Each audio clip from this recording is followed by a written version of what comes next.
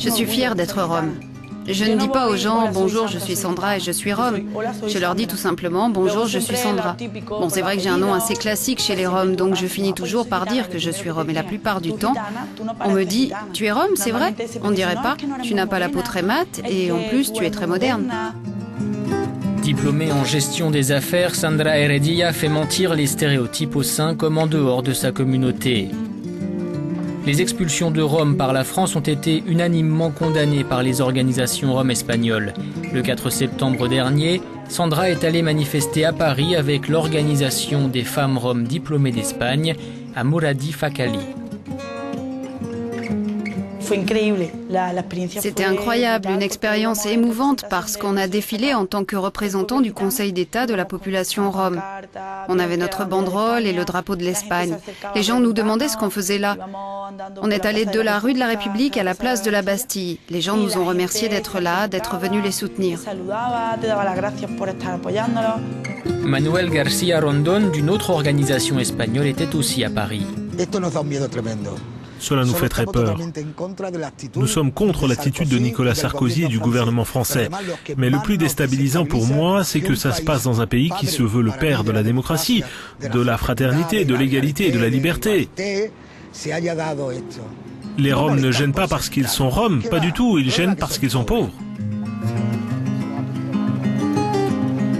Le premier document mentionnant la présence des Roms en Espagne date de 1425. On estime aujourd'hui à près d'1 demi-million le nombre d'Espagnols d'origine rome. Près de la moitié vivent en Andalousie, dans le sud de l'Espagne.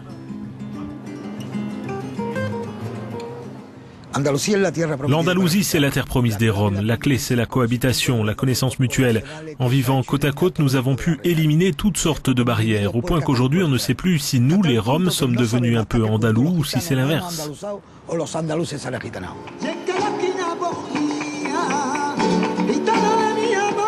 L'Andalousie a toujours été un carrefour de civilisation et de culture.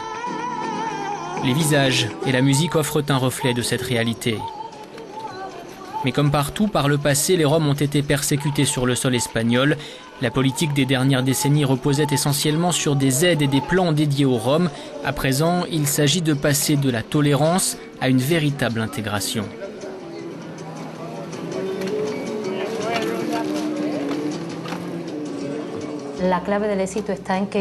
La clé du succès, c'est d'augmenter le nombre de politiques en faveur de la population rome pour promouvoir efficacement l'accès et l'exercice des droits et des devoirs comme n'importe quel citoyen et n'importe quel Andalou.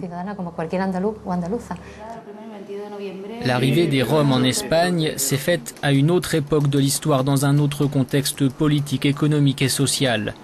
Aujourd'hui, la question est de savoir si l'expérience accumulée en Espagne peut servir d'exemple. Est-ce une politique exportable? Bien sûr, la philosophie et la participation des Roms dans l'administration publique est remarquable. En fait, je pense que l'Europe regarde de plus en plus vers l'Espagne à l'heure de mettre en place des politiques d'intégration pour les Roms. Ces dernières années, d'importants progrès ont été réalisés, notamment sur leur accès aux biens et aux services, le logement, l'éducation et l'emploi. Et cela, bien sûr, a bénéficié à la plupart des Roms, même s'il reste de gros problèmes à résoudre. A la mayor parte de los gitanos le ha beneficiado, aunque todavía existen grandes problemas por solucionar. Créé il y a plus de 75 ans, El Bacié est le plus vieux bidonville d'Europe.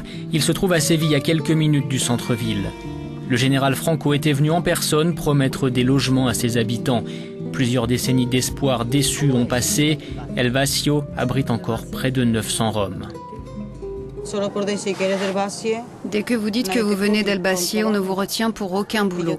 Moi, j'ai fait des études, j'ai un CV, mais rien à faire. On ne me donne pas de travail juste à cause de l'endroit où je vis.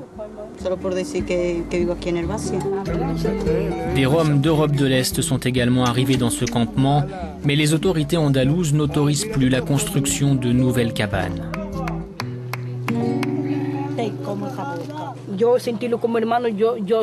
Moi, pour dire les choses franchement, je ne les considère pas comme des frères. Mais je suis rome, comme eux, et ils ont des droits, comme moi. Et si moi j'ai un campement et une cabane, eux ont également le droit de vivre. Tous les mardis et vendredis, la police passe la ville au peigne fin à la recherche des campements, créés pour la plupart par les arrivants d'Europe de l'Est. En pleine campagne pour éradiquer les 4 bidonvilles qui restent en Andalousie, les autorités veulent éviter le développement de nouvelles colonies. Difficile, sitôt démantelés, les campements sont reconstruits. Le gouvernement autonome régional reconnaît qu'il n'a pas encore trouvé de solution durable pour les Roms de l'Est. Expulsée à plusieurs reprises, la famille Mihalach a finalement obtenu d'un particulier un permis spécial pour garer sa caravane. Voilà 4 ans qu'ils sont en Espagne et depuis 2 ans à Séville. Il y a quelques mois, le père a trouvé un travail de mécanicien et les 3 filles vont à l'école. En Roumanie, nous n'avons rien, donc tout le monde va en Espagne, en France ou en Italie pour travailler et gagner de l'argent. Beaucoup de gens ont bénéficié du système des quotas pour venir gagner de l'argent, subvenir aux besoins des enfants et les scolariser, pour construire ou reconstruire une maison parce qu'il y a eu de nombreuses inondations.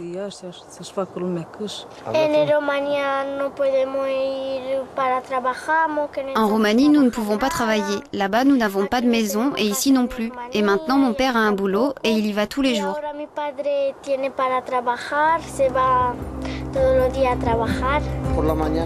La famille Mihalach a bénéficié du soutien de l'organisation espagnole Gypsy Romani Union.